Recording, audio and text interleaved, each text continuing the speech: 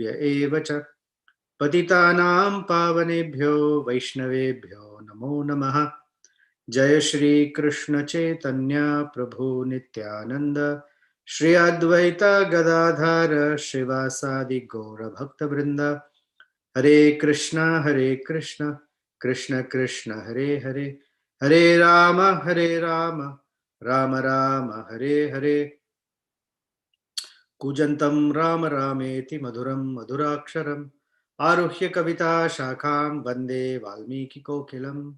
मनोजवं मारुततुल्यवेगं जितेन्द्रियं बुद्धिमतां वरिष्ठं वातात्मजं वानरयूथमुख्यं श्रीरामदूतं शिरसा नमामि। आपदामपहर्तारं दातारं सर्वसम्पदां लोकाभिरामं श्रीरामं भूयो भूयो नमाम्यहम्। दक्षिणे लक्ष्मणो यस्य वामे च जनकात्मजा पुरतो मारुतिर्यस्य तं वन्दे रघुनन्दनम्। Okay, welcome back. We're going to continue in Aranyakanda. Where we left off is after a heavy debate between Sita Devi and Ravana, when Sita compared Ravana and Ramachandra as polar opposites across about 9 different items. And yet, Ravana was insisting that he wants to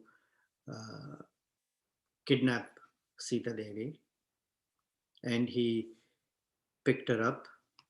We discussed how he picked her up with his left hand under the nape of her neck and his right hand under her knees, and carried her and put her up on Pushpaka Vimana. And as the Vimana was flying off, she loudly called out to Lakshmana first, then Sri Ramachandra, and then she called out to Jatayu, who was not far from where this episode was happening.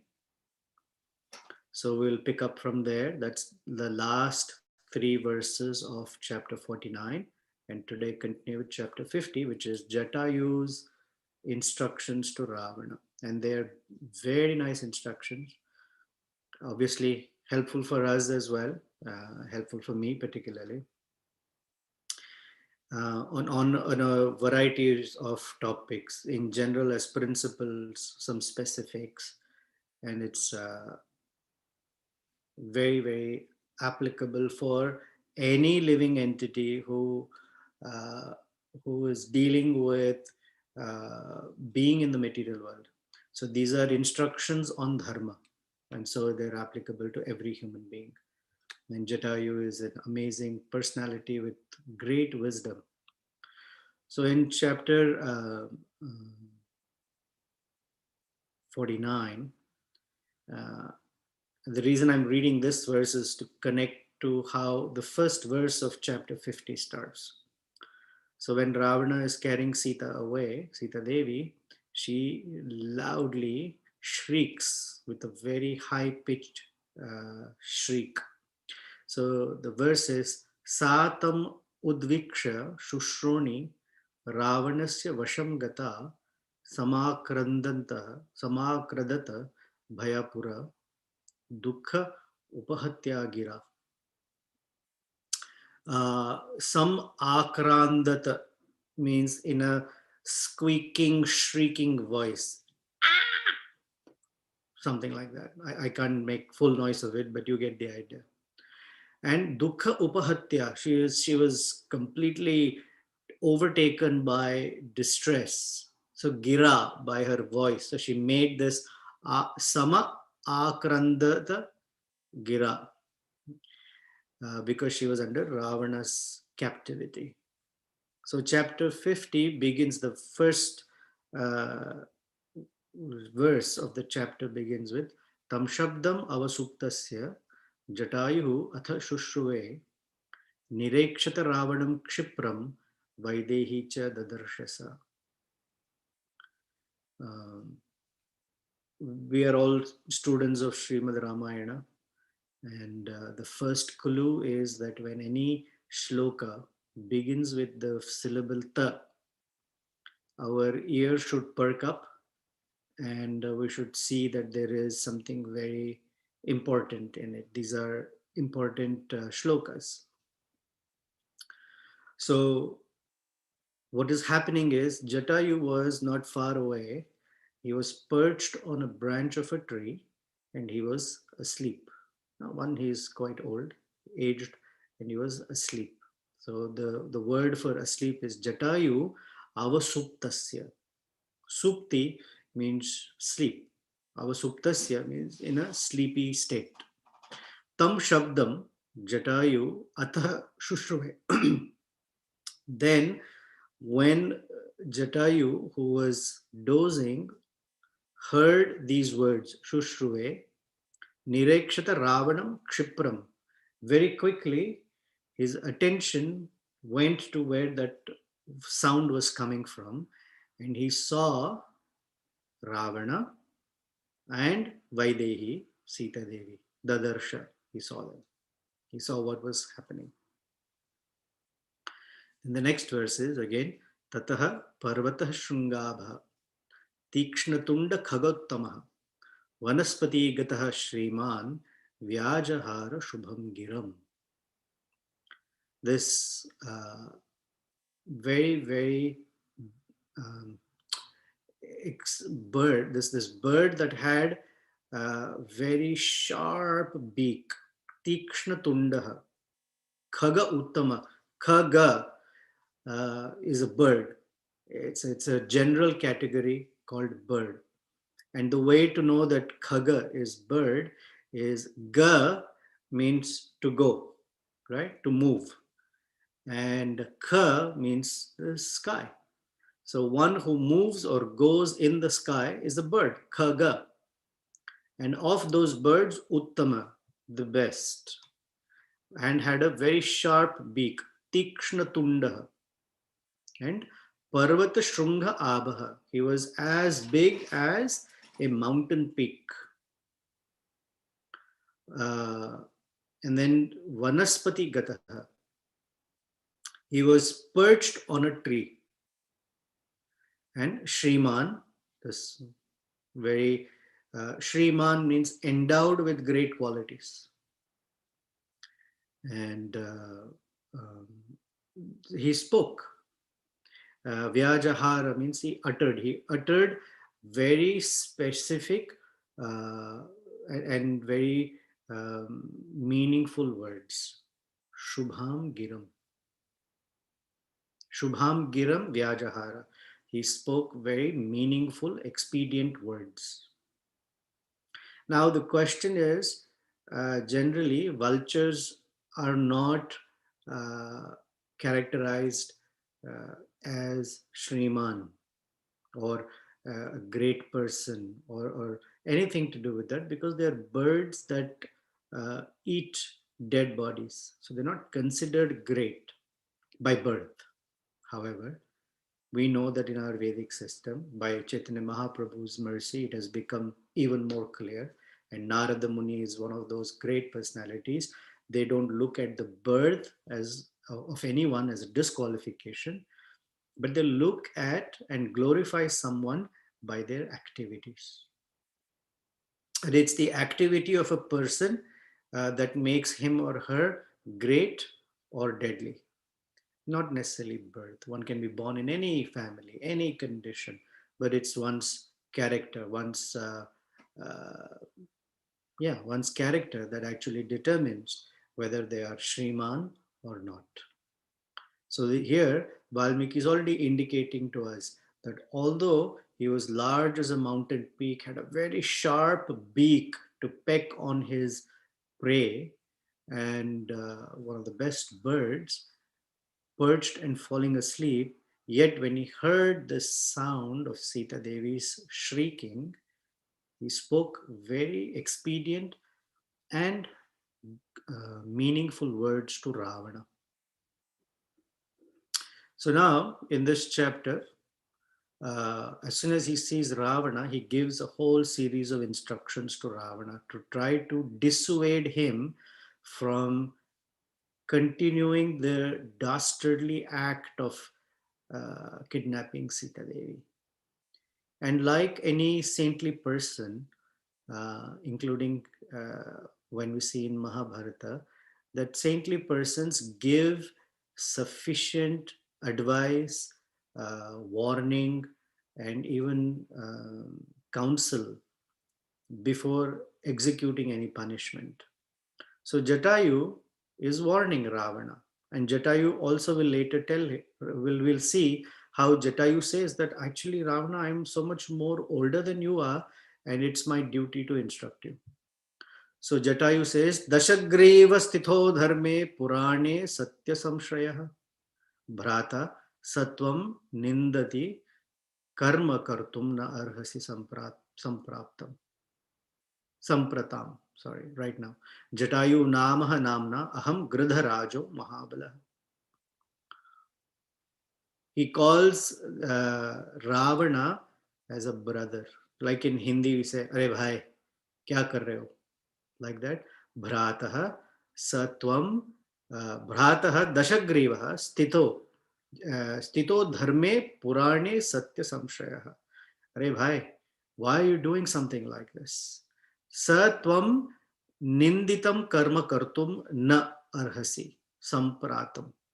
Sampratam, sorry. Sampratam means right now. Uh, this word comes in the very beginning of Ramayana when Valmiki asks Narad Muni, Sampratam Loke, who in this world right now has Gunavan, Kasya, Viryavan, etc. Sampratam or Sampratam means right now. So he says, Are bhai, stop doing an activity that is deplorable, ninditam. Others will talk very badly about your misdeed. And who am I? How am I qualified to say this to you? My name is Jatayu. Jatayu namna aham gridharajo. I am the king of vultures. And I am very strong too. Or Mahabala means can be to Dashagriva, Ravana as well. You're very strong. You may be strong physically, but from the perspective of having brains or wisdom, you seem weak. Why? Because you're committing a very dastardly act. And I am the king of vultures, and for a very, very long time, Purane Dharme Sthito, I have been established in Dharma. I don't do things that are adharmic. And Satya Samshrayaha, I have taken shelter of the truth. So it's my duty to speak up and tell you that what you're doing is not a good idea. And he addresses Ravana as Dashagriva. When a person has a head, we say there is a brain. Sometimes we say, by you letting your head decide these things, which means you're thinking of it from a very rational, intellectual perspective. And by addressing him as Dashagriva, he's saying you have 10 heads and no brain because you are kidnapping someone else's wife. So from verse 4 onwards, he's now giving instructions.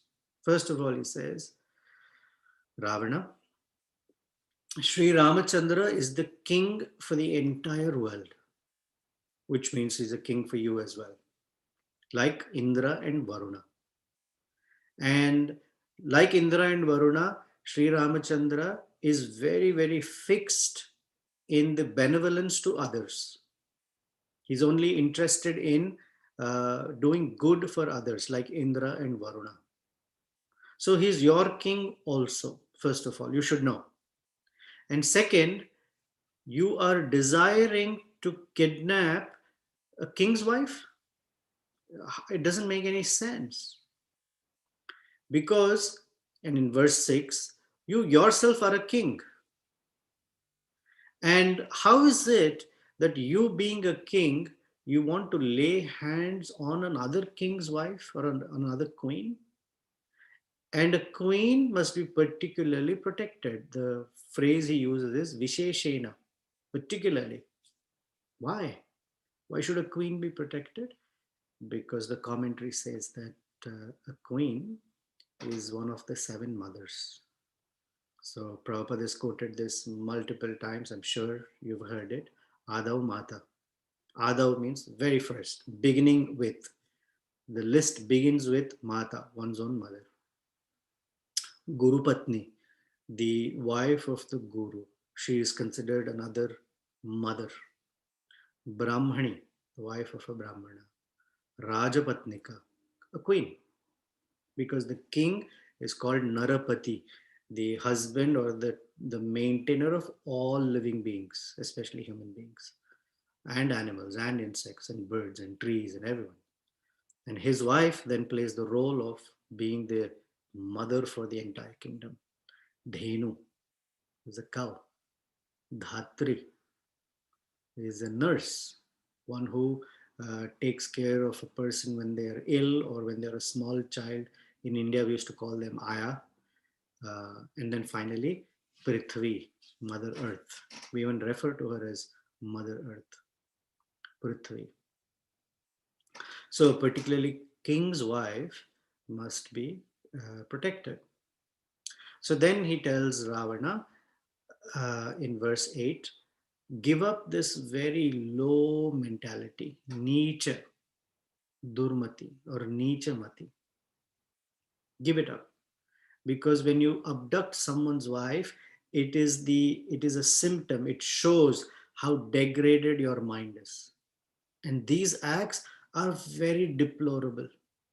They cast a complete aspersion, or they cast a complete black mark uh, on your character.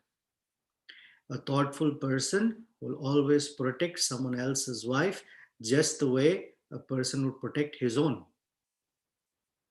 So when a person does something of such nature to someone else's wife, it indicates that you have no idea of how to protect your own wife.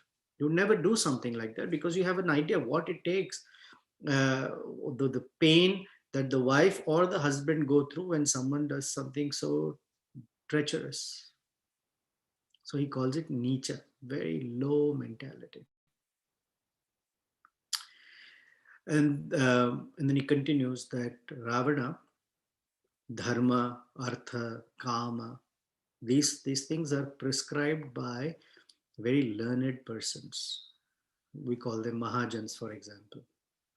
Because what is dharma, what is artha, and how to live and fulfill one's kama in a dharmic way is not so obvious from scripture.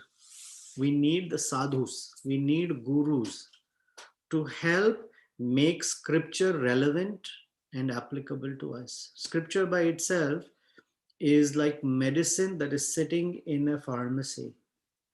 Without a doctor's prescription, we don't know which medicine is applicable to us.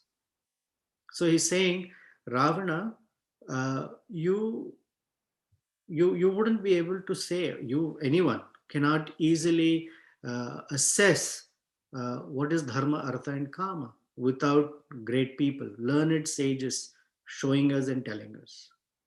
So you as a king, it is your duty to follow such sages, and calls him O Paulasya Putra, Paulasya Nandana.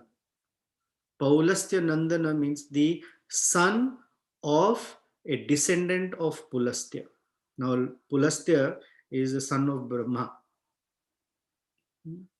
and Pulastya's son was Vishrava's, and Vishrava's son is Ravana. So, by calling him Paulastya Nandana, Jatayu is invoking in him, in Ravana, an awareness that, hey, you actually represent a very great lineage, and your behavior is not matching that lineage. Just as in Bhagavad Gita, whenever Krishna is trying to bring Arjuna's attention to a particular principle, he calls Arjuna by that particular name.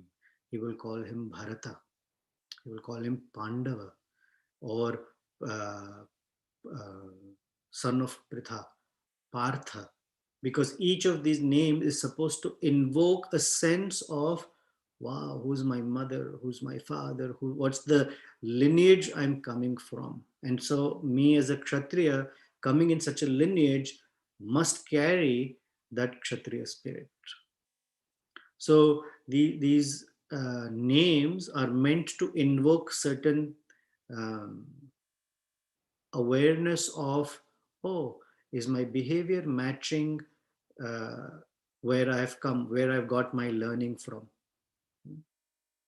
When if we as devotees uh, on the street or somewhere misbehave or act foolishly, um, someone may say, oh, they're Prabhupada's followers. And if you hear something like that, one should become very cautious. Oh, they are assessing Srila Prabhupada and what we have learned from Prabhupada from my behavior, for example. Then, in the next verse, Krishna says that Jatayu is telling Ravana that since you're a king, you are the storehouse of dharma, artha, and kama. You're the storehouse. People look to you for a yardstick of what is proper dharma, what is artha and kama in relation to dharma. So these qualities actually come from a king. He is the mula, he is the root of these qualities. So you have to act like a king right now, Ravana, but you're not. And so he says, you are sinful and whimsical, O king of demons. You're very sinful and whimsical. And it is because of you that these sinful acts, it says, I wonder, how is it that because of despite your sinful acts, you have been able to gain control of this very special airplane that can actually take you to heavenly realms. Uh, what you have and how you are behaving don't seem to match.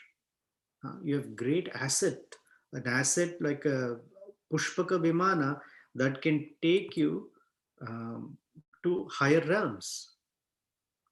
But your behavior is very sinful and you're quite whimsical. Then Jatayu says, Ravana, it is not easy for one to give up their nature. That inherent nature, swabhava, cannot be easily erased. It can be hidden, one can fake it, one can somehow get through life, but the inherent nature that one is born with takes a lot of time to change. So he says, prosperity that you have achieved from sinful activities, or now as a principle, any prosperity that is achieved by sinful acts can never stay long with that person. It will go away. One may seem to become very rich, very famous, or popular.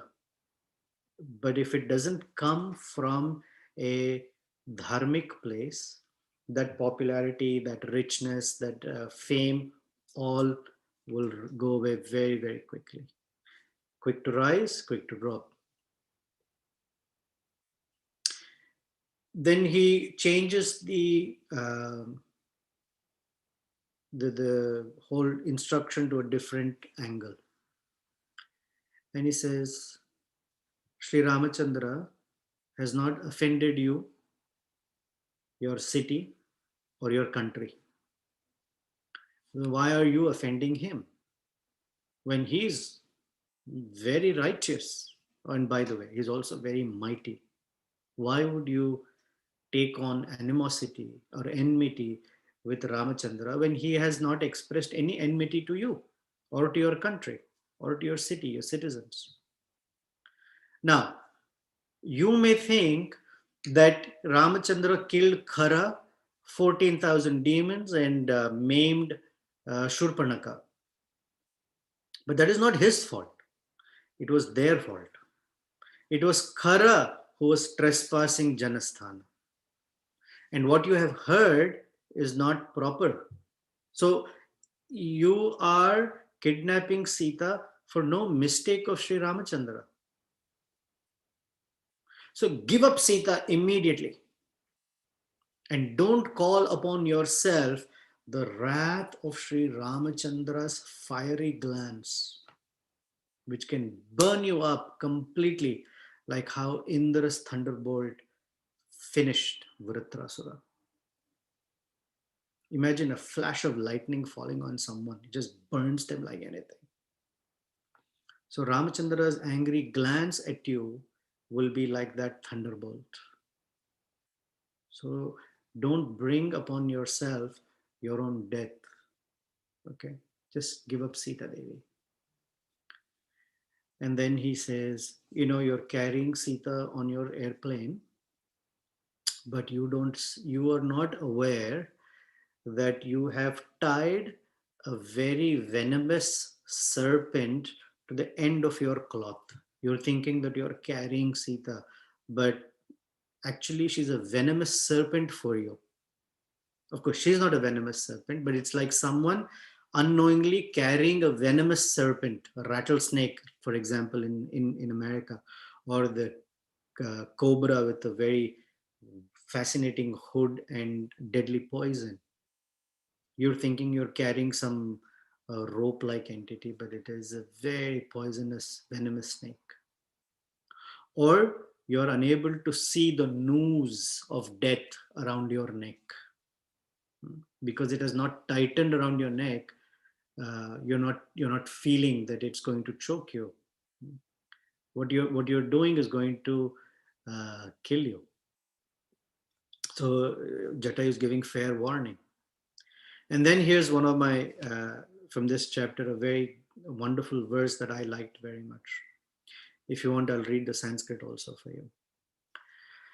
Jatayu tells Ravana that one should carry weight upon oneself, that as much as one can bear it without becoming excessively tired.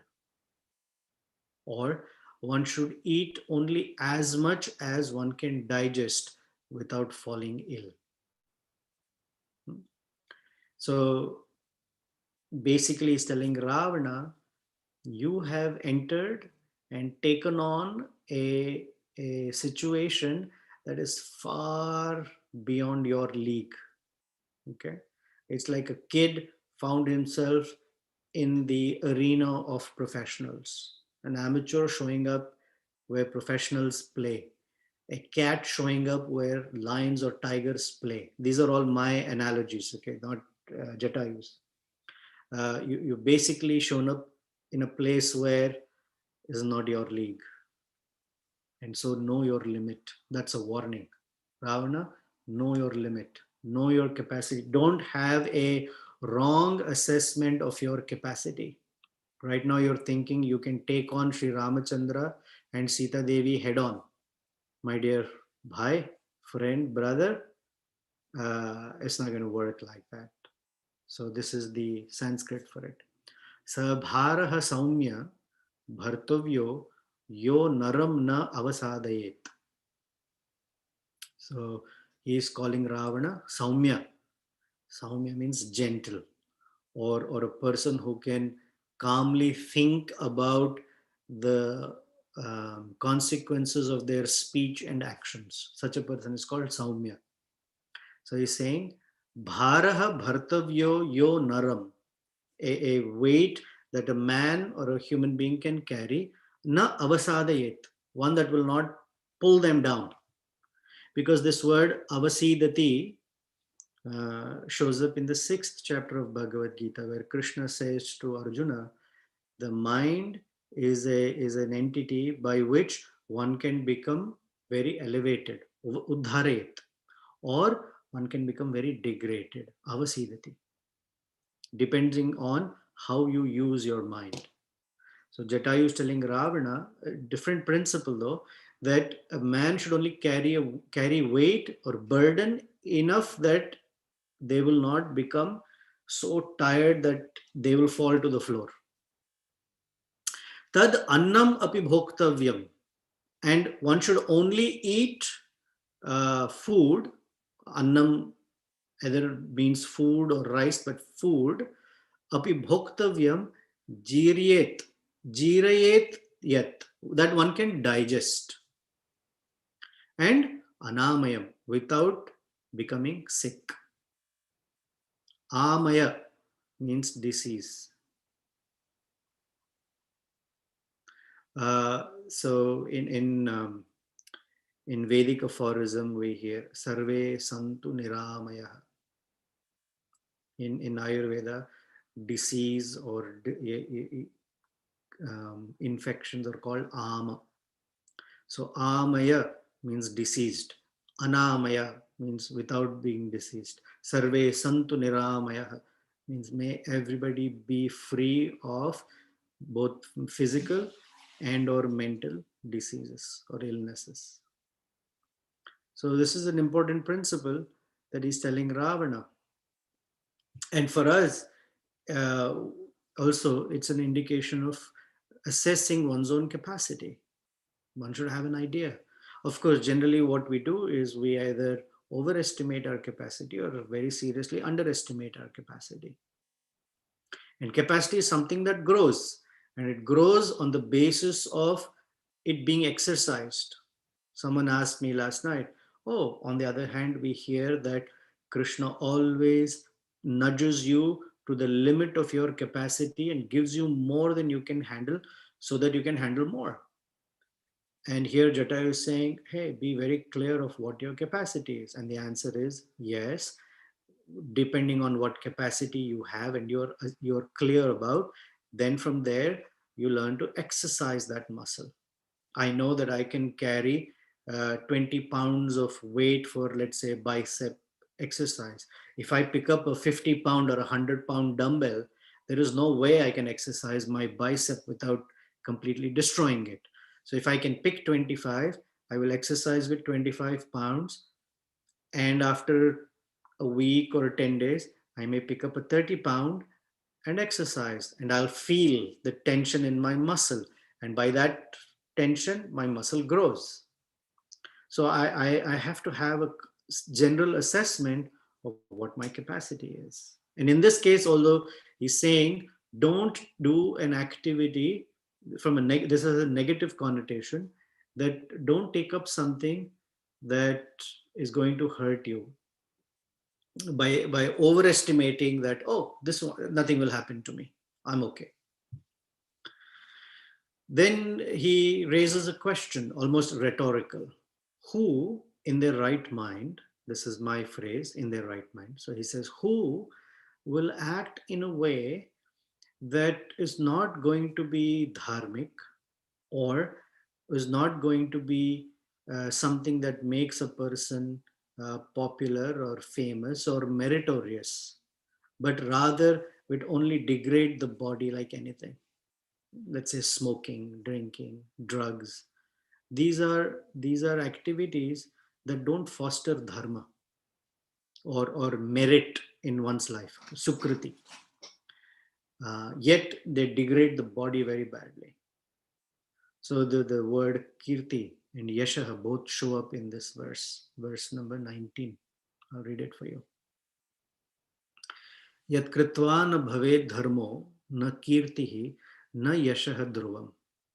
Sharirasya bhavet khedah kaha tat karma samacharet. Kaha means who. Who will act in a way that the sharira bhave kheda. Kheda means regretful. Why would one act in regretful ways with one's body if it and not act in ways that bring up dharma or yasha or kirti? So we discussed previously the difference sometimes between kirti and yasha.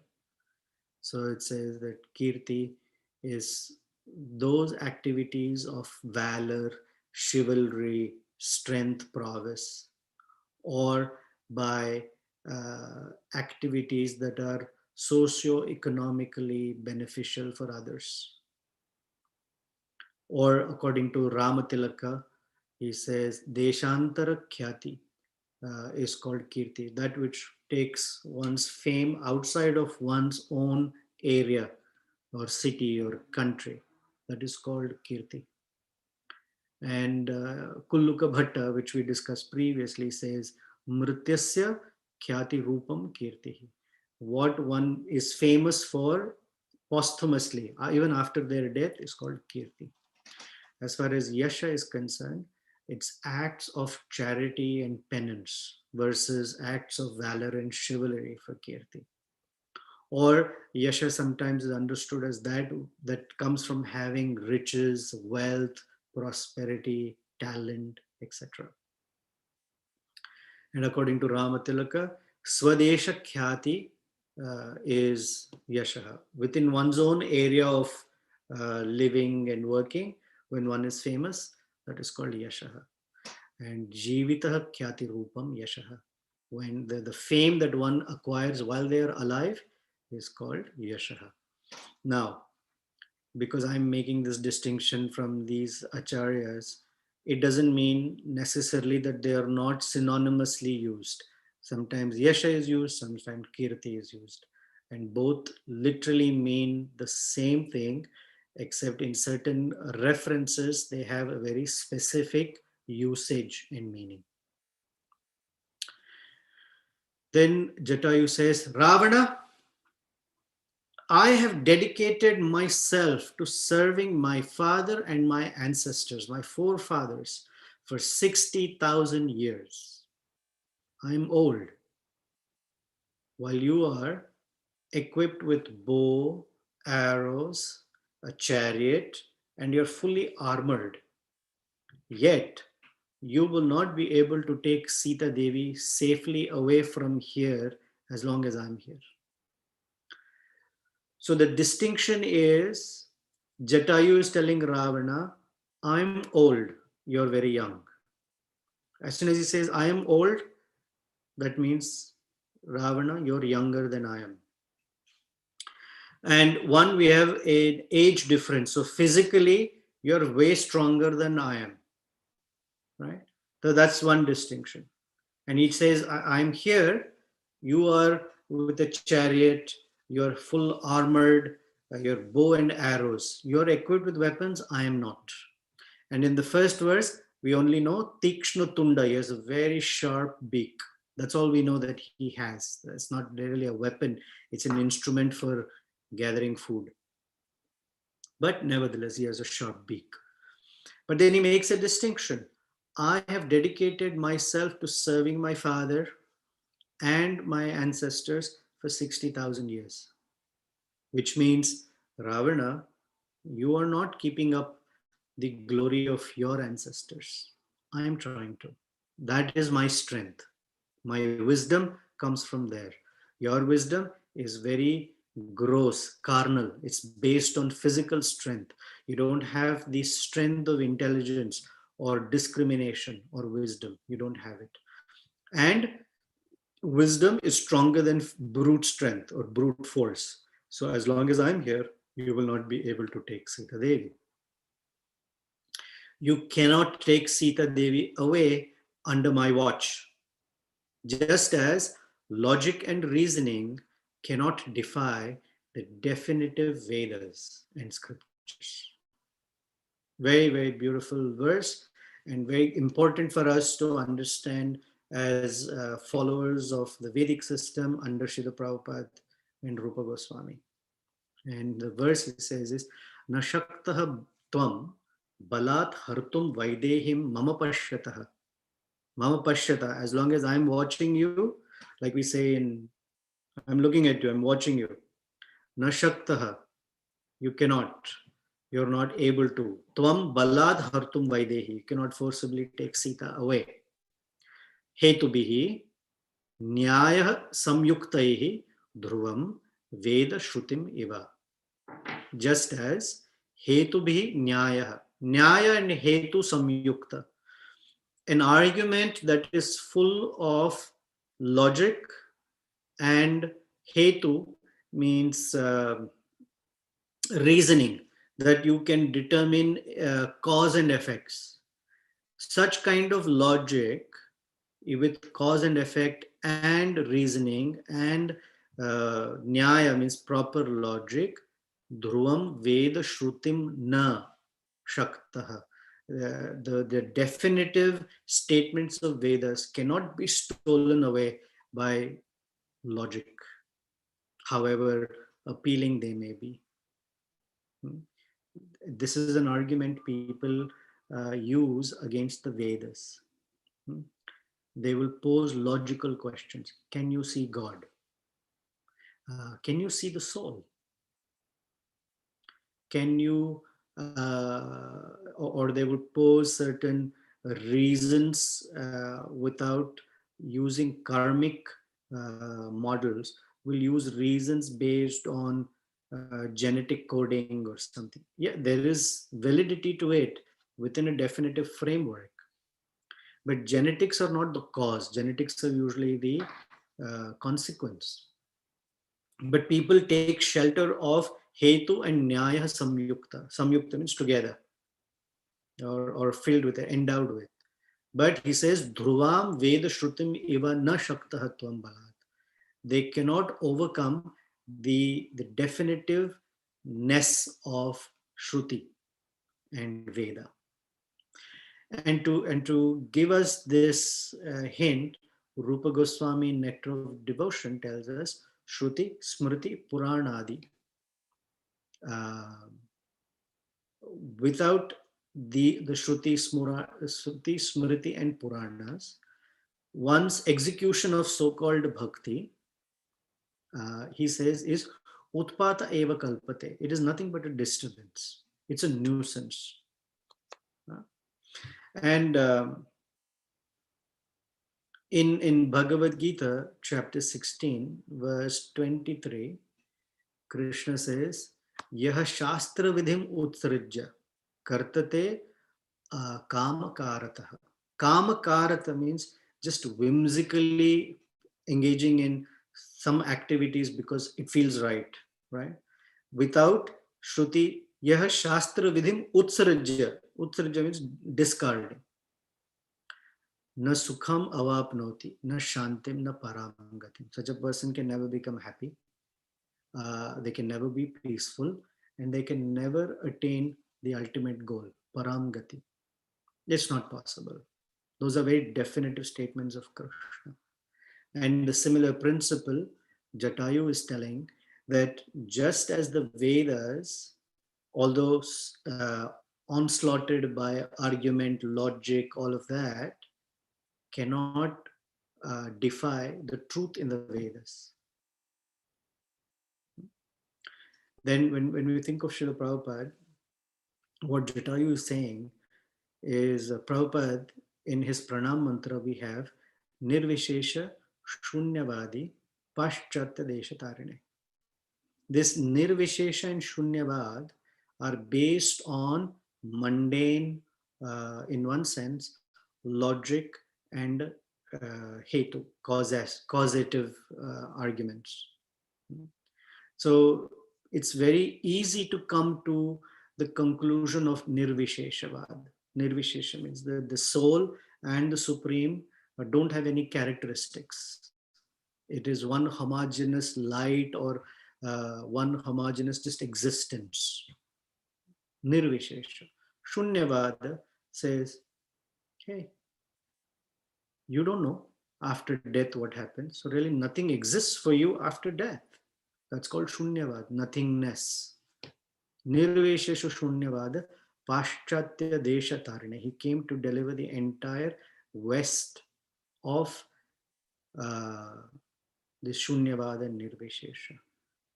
Now, when I was studying this, an appreciation for Srila Prabhupada, because it is his Vyasa Puja, 125th appearance day coming up in a couple of days.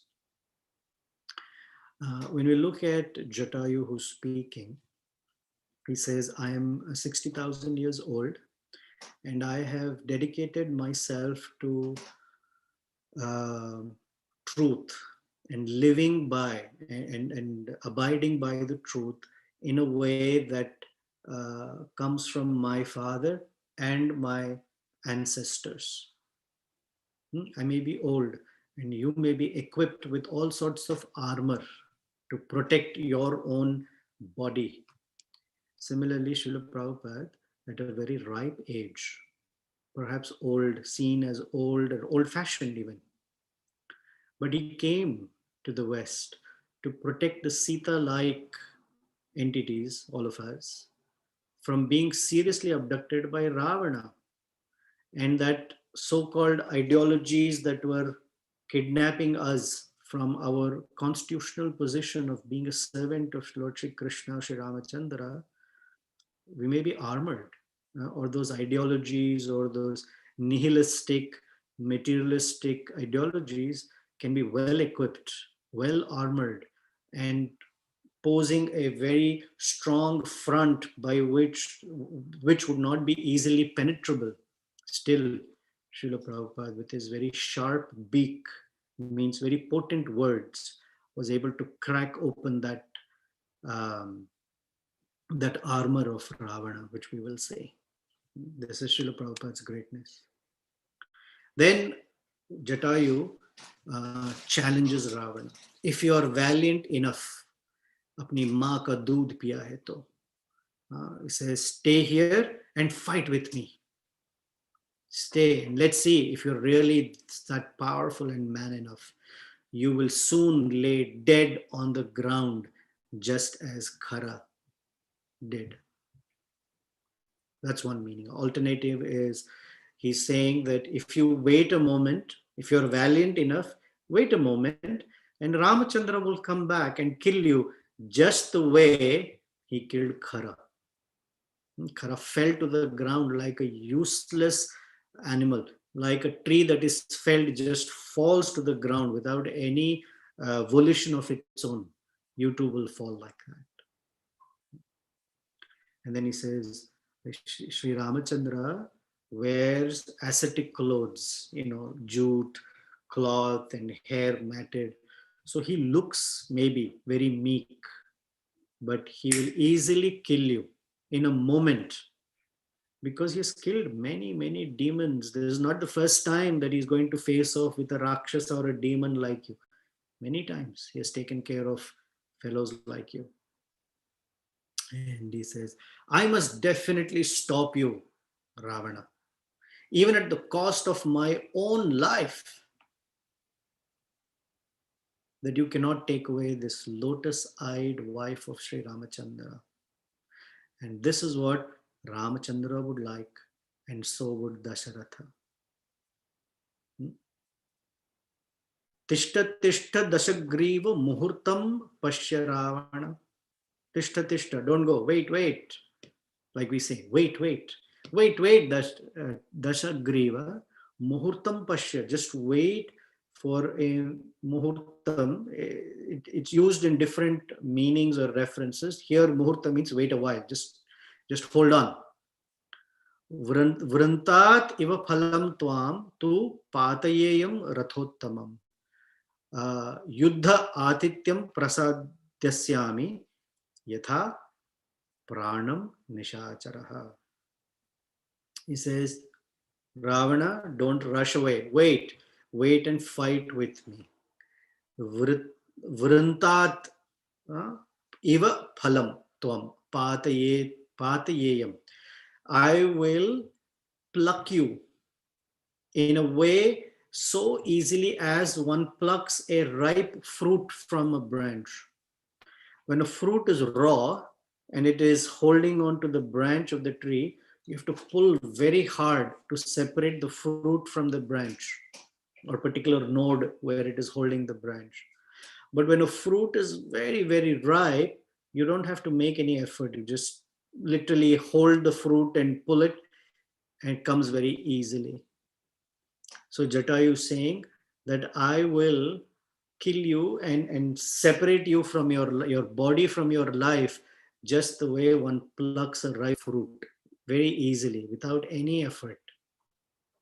And Yuddha Atithyam Prasadasyami. I am offering you the invitation to fight with me. Yuddha Atithyam Yatha Pranam Nishachara. So hold on to your life and come and fight with me, O Ravana. That's how the chapter ends.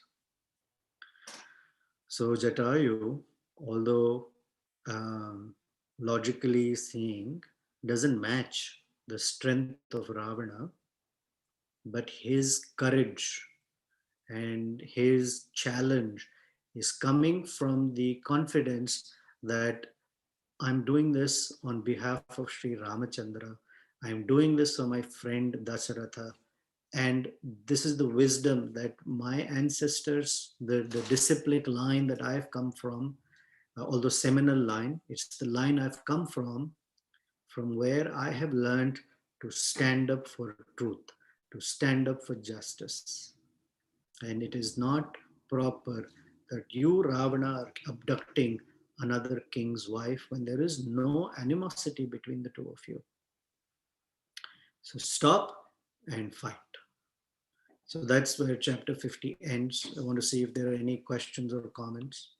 I didn't want to rush through this chapter because one, just as Ramachandra offers so much respect to Jatayu, we too should not rush through this and give such a great saintly devotee the true honor that he deserves. Well, he deserves anyway, but it is in our benefit, selfish benefit, that we should glorify a Vaishnava. So let's see, any comments, questions, any insights you have about Jatayu that you want to express, please do. Hare Krishna, Danut Param Prabhuji. Haribol. Prabhuji, you mentioned that Jatayu told Ravana ki it was not, Lord Ramchandra's fault. Rather, it was Khara who trespassed the Janasthan. So, how did Jatayu came to know all this? And how did he know that Ravan actually doesn't knows the truth? You're in a ISKCON society where something happens somewhere and the news travels fast across the place, right? You hear what is happening here and there in the ISKCON world because the people are talking about it. So in Janasthan, are there sages? Are there people? They're talking about what is going on, and Jatayu can hear. I'm sure he picked up the news. He got a breaking news in the Vulture TV network. And knowing who Ramachandra is and knowing who Khara is, the fact that Ravana has come at a time when Ramachandra is not there because he's already stealing Sita Devi, it is clear that Ravana has either misinformation or malinformation, either way. He's just telling, he's not telling Ravana, you don't know. He's just saying, Ravana, if your reason is for about Khara, then it is Khara's fault. Ravana may or may not know. That's irrelevant.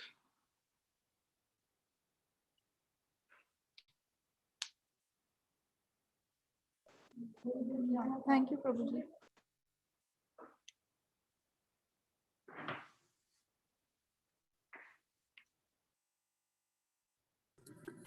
Hare Krishna, Prabhu. Hare Krishna. There is a concept, I don't know from where it comes, but I just know this, that Ravana knew very well about his end result of doing all this, but he did everything deliberately to probably to get rid of the sin, what because of which they were in that demonic characteristics and in the birth. So is it somehow true by any scriptures, or is it just a concept? In my reading of Ramayana, either through Valmiki, Rishi, or the other acharyas, I have not heard like that. The only thing that comes somewhere close to it is commentaries by Maheshwara Tirtha, who insists that Ravana is actually Jaya, who is a very ardent devotee of Lakshmi Devi. And so all his words that he's speaking are hidden glorifications of Lakshmi Devi. Other commentators don't necessarily agree with that view, but nothing that he was already aware. In fact, if he was aware, it doesn't make sense. So I have not heard. Maybe there are others. It doesn't mean I've read all Ramayana commentaries that exist, or that even the one that I understand it thoroughly.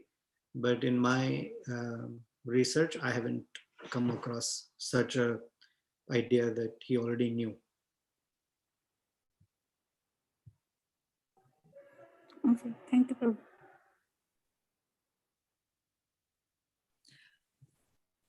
Hare Krishna, Prabhu. Yeah, Haribol. Prabhu, I liked one point that, I mean, you almost said it that way. Being sinful and being whimsical. This is a very deadly combination. It really touched me. And just on the point on which you actually spent quite some time, that one should bear as much weight as one cannot feel tired. And you elaborated it well. I'd like some elaboration, a little more from you, in that we often find that our growth happens by doing things beyond what we are actually capable of. It's more from empowerment, not from our ability. And the reality is that we feel tired. It seems a burden, but there is also an inner satisfaction. It's more than satisfaction. It's a blessing that we can perceive too. So you contrasted, in one sense, what Jatayu said with this kind of a feeling. What do you think here? How to approach it? One, if we are too conservative in saying this is all that I can do, then we are depending on our abilities. And on the other hand, if we find a nudge or an indication from other devotees, please do, on devotees whom we have trust, whom we have faith in. And if they tell us, can we go forward with that? Or should we consider time and again that, no, this is all that I can do? It's all dependent on our perception of our abilities. That's one way. And both have their benefits. So I'd like to hear a little bit more from you, Prabhu.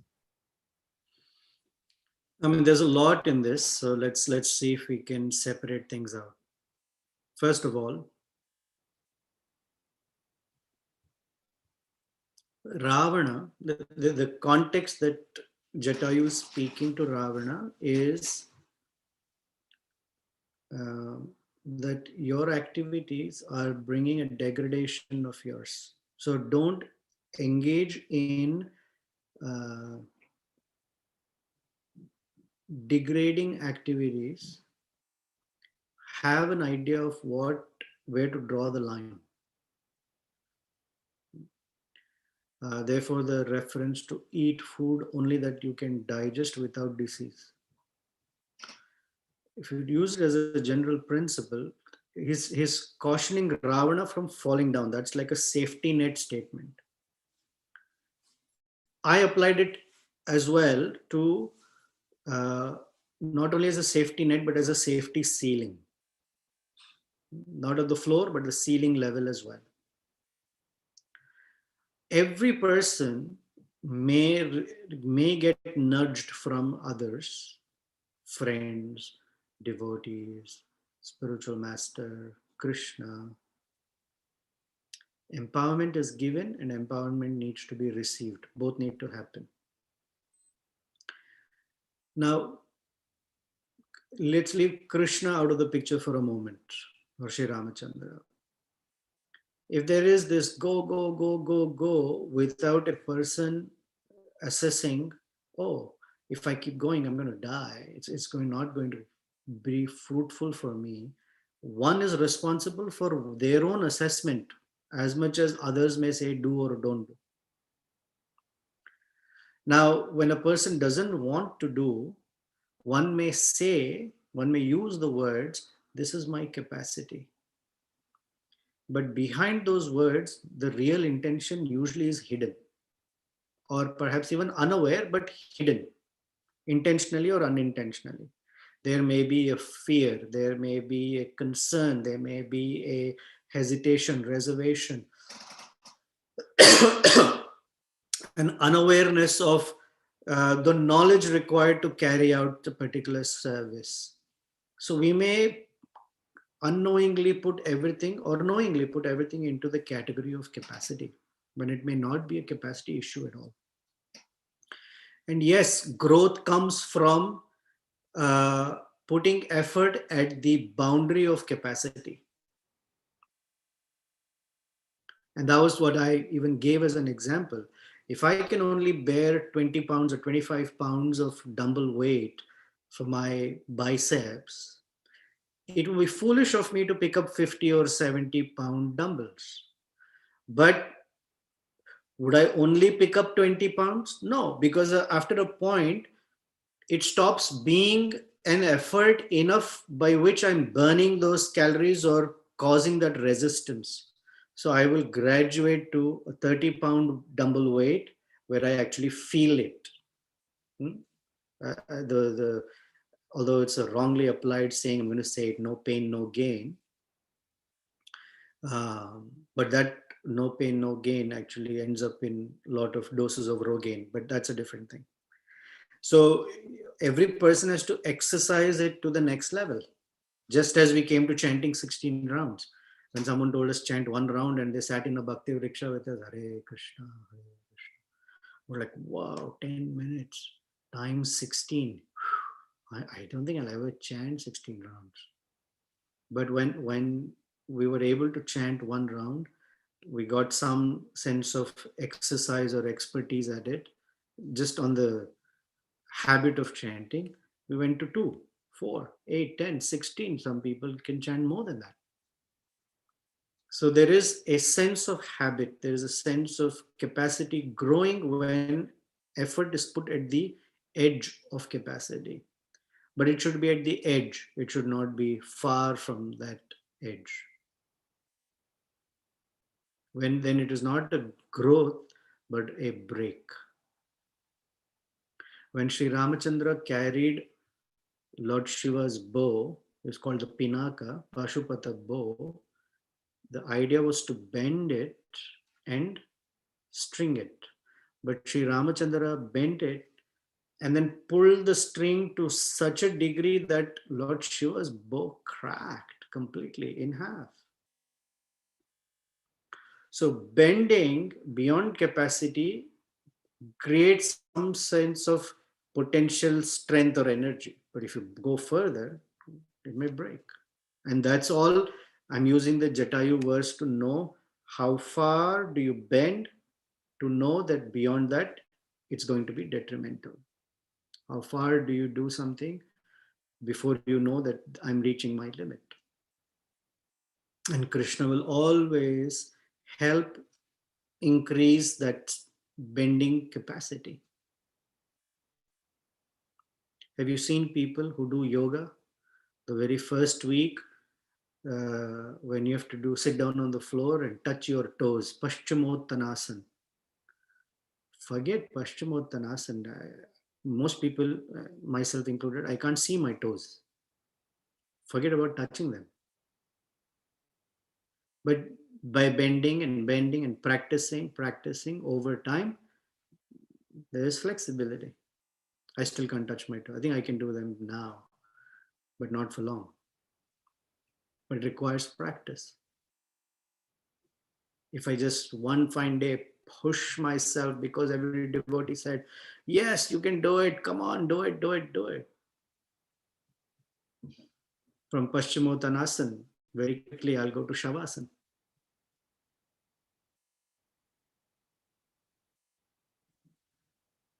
I said many things about the same thing. Does that address what you're looking for, Shamakul? Yes, Prabhu. Let me say one more thing because it gets recorded. I'm not advocating sit back and say this is my capacity. That's not what I'm advocating.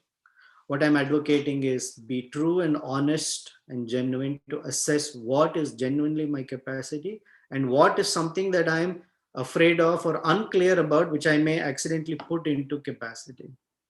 That's one. Second, growth comes by putting effort at the edge of capacity.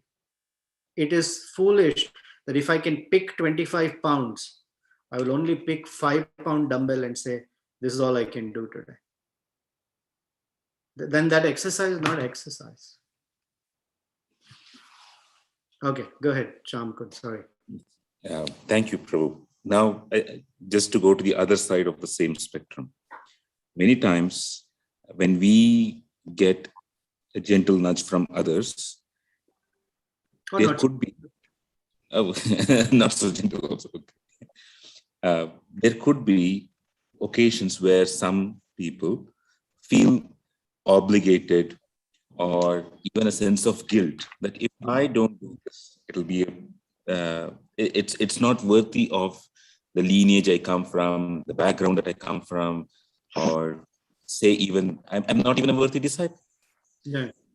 So in such cases, uh, what how do we try to help somebody else, or if it's there within us, how do we process it? When that consideration that I am representing a lineage and I feel obliged to offer some service, when it comes from here, it's bhakti. When it comes from here, what will, I'm supposed, it has an intellectual exercise, then Krishna has a phrase for it in Bhagavad Gita chapter 3, text 27. Ahankara vimoodatma karta aham iti manyate. That distance is not so distinct or so far, but they're coming from two different places. Now, who can assess whether it is coming from here or here? The person themselves. I may not be able to assess. Most people can't assess for themselves also so easily, but a lot of the times our so-called inspiration comes from here. Karta aham iti manyate. Ahankara vimudhatma. Karta aham iti manyate. Very, very fascinating verse, often not understood completely or thoroughly. But Krishna is saying, so every person is responsible for assessing for themselves where that realization is coming from. Others cannot say. Others can say, it seems like, it seems an intellectualized exercise. It seems like it's coming from, or that's all you can say, but you can't say definitely, oh, no. You can't be Paramatma. Wonderful. Thank you so much, Prabhu. Thank you. And there are tools and methods by which one can assess for oneself whether it is intellectual or not.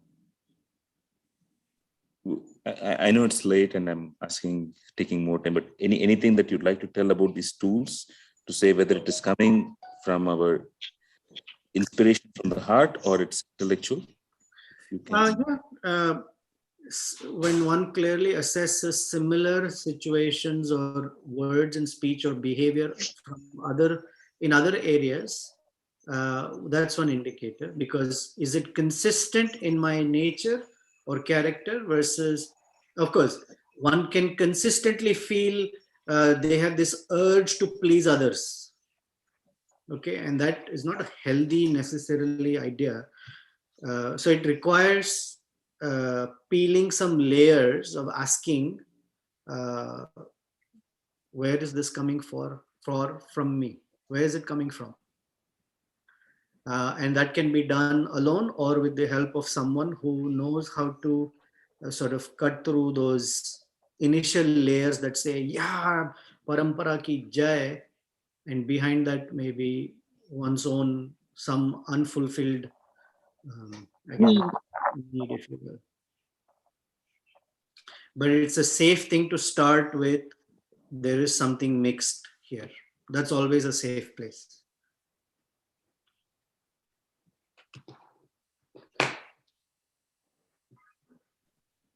And it's a big topic, so I may not be able to dwell into it completely, but you enough um, that it requires enough conversation to sort of sort through where it is coming from. I'll give you an example. In our empathic communication training, there was once a situation where one of the members was speaking with Bir Krishna Maharaj. And I'm intentionally sort of removing the details of it. And the person said, uh,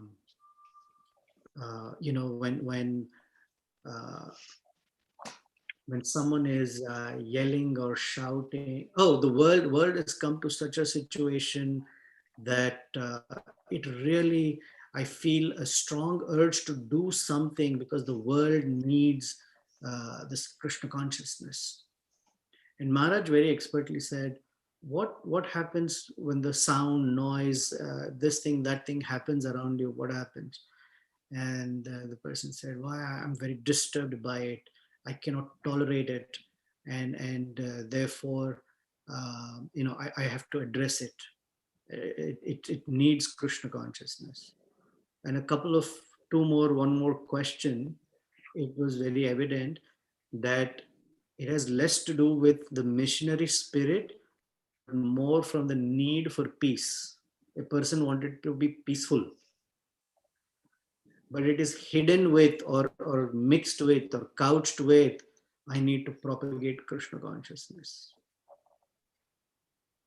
But when they found out, actually, it's my need for peace, it may not be necessarily for pleasing Krishna, then it was a little aha moment for them.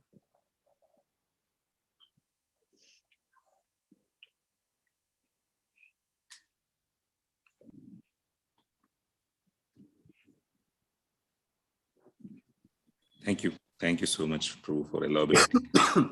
You're welcome. Hare Krishna, Prabhu. Dandavat pranam. I have a quick question, Prabhu. It was Paramatma Das. Oh, Haribol. Haribol, Prabhu. So it was nice elaboration, Prabhu, what you have said. I was just thinking, Prabhu, Mother Sita was witnessing every dialogue what Jatayu was saying at that point of moment, Prabhu. Was she? Yeah, I'm assuming she was, between moments of falling unconscious and awaking. But yeah, she's aware, she's listening. Okay. Sure, Prabhu, because the dialogue delivery is not heard by Lord Ramachandra till we see that how he mercifully gives the last funeral rites to Jatayu, correct, after later time. So I'm just trying.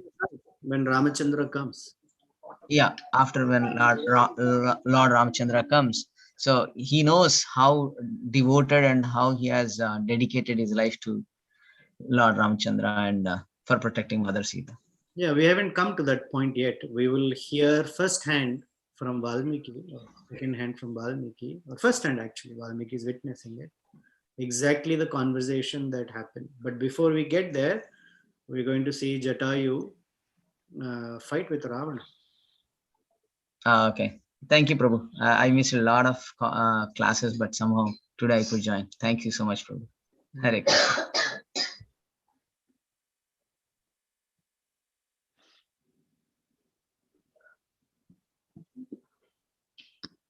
Anything else?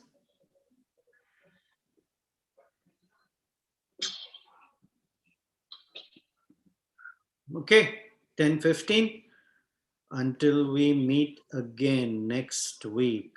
Oh, next week is long weekend, and I may be most likely on that day traveling.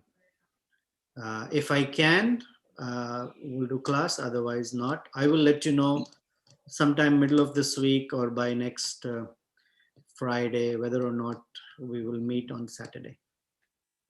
I wish all of you a wonderful Janmashtami and Srila Prabhupada's Vyasa Puja.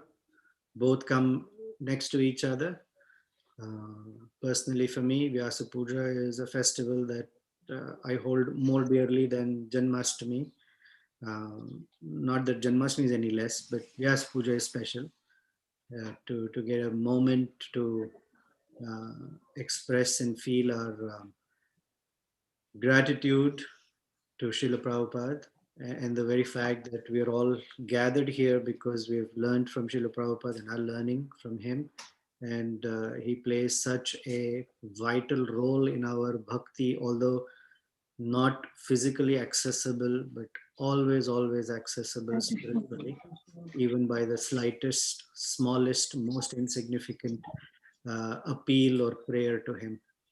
And may that may we all feel the cooling shelter of Srila Prabhupada and his wonderful followers.